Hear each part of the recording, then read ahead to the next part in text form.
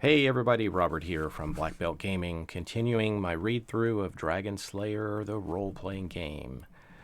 We're going to get into the fighter today, the basic fighter. You can see the great artwork there, very, very thematic to the sort of Western European setting here that this game is set in. So really looks good there with his broadsword and shield and his chainmail looks good.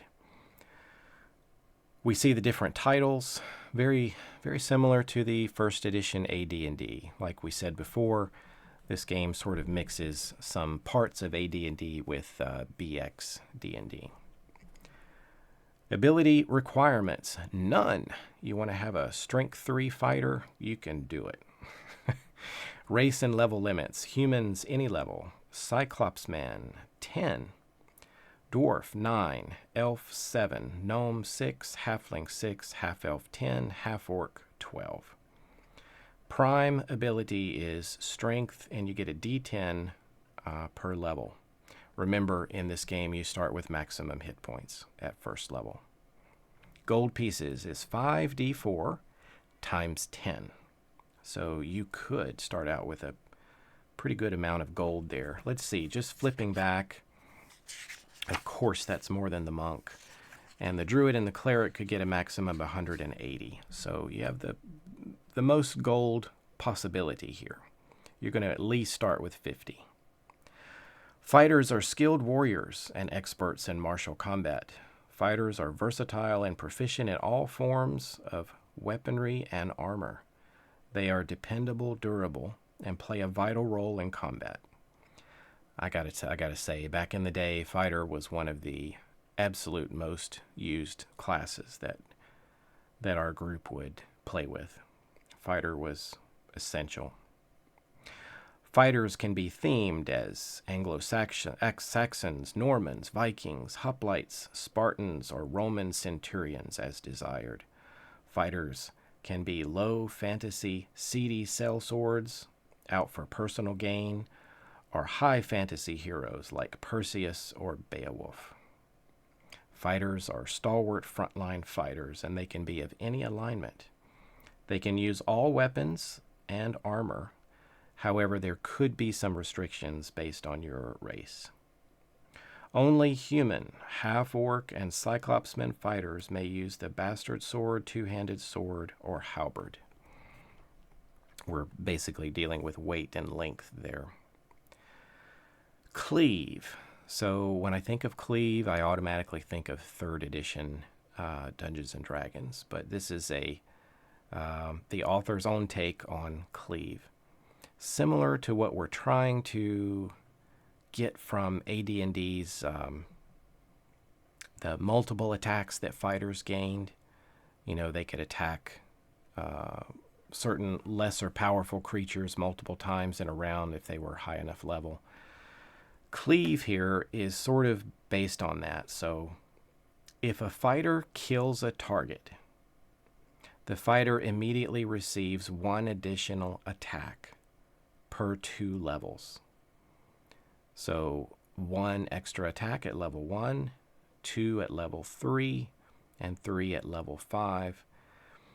And Cleave applies to both melee and missile attack forms. So let me think about how this might work. I haven't yet played Dragonslayer, so let me just imagine how this might work.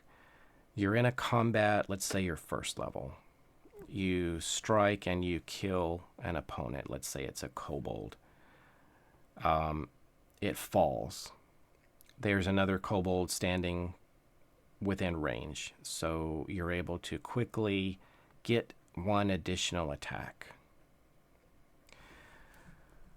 Question, I guess, is if you kill the 2nd kobold with the extra attack, does the cleave trigger again?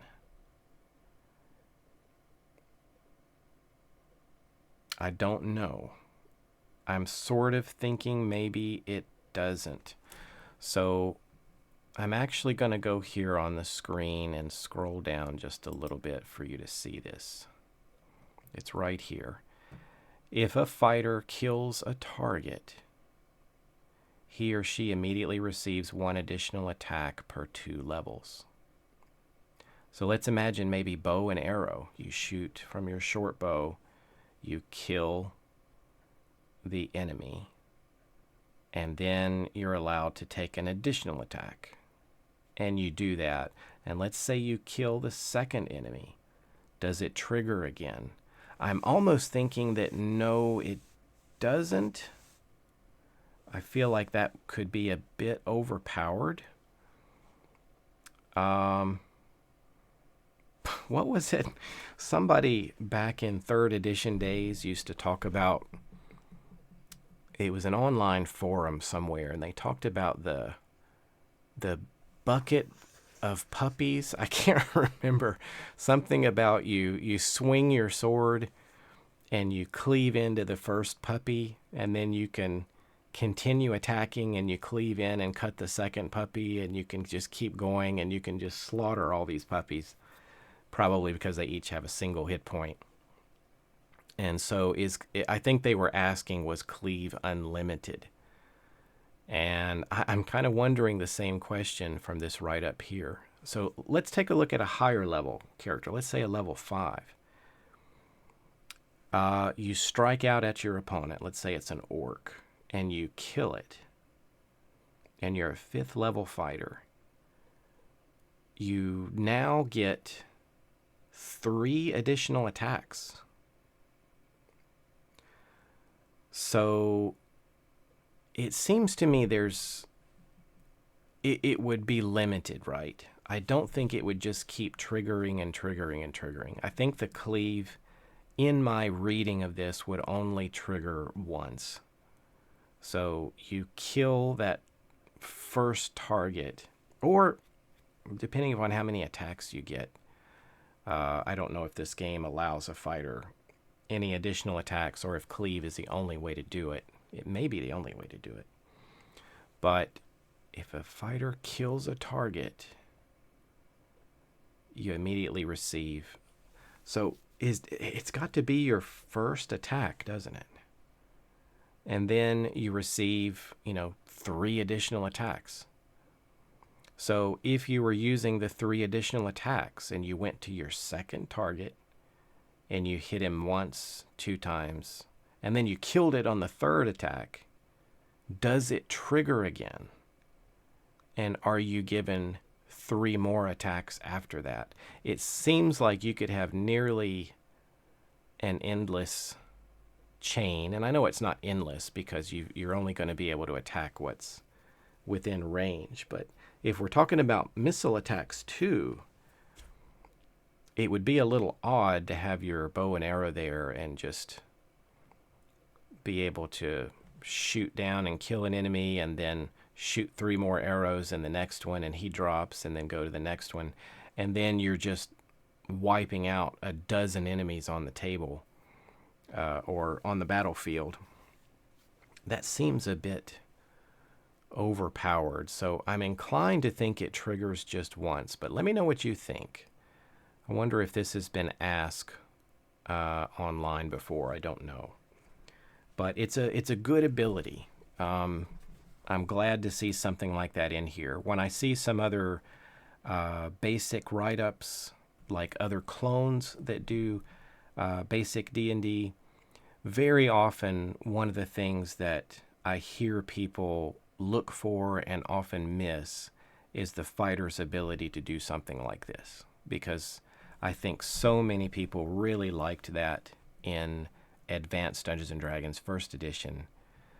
It just really made the fighter stand out, that they often miss this when it is not in other clones. But that is the fighter. And just to quickly share with you a bit of beautiful artwork here. I think somebody even put this on a t-shirt. There's a fighter engaging in combat with that dragon. It's really nice looking. All right, so that is the fighter. Thanks for listening, everybody.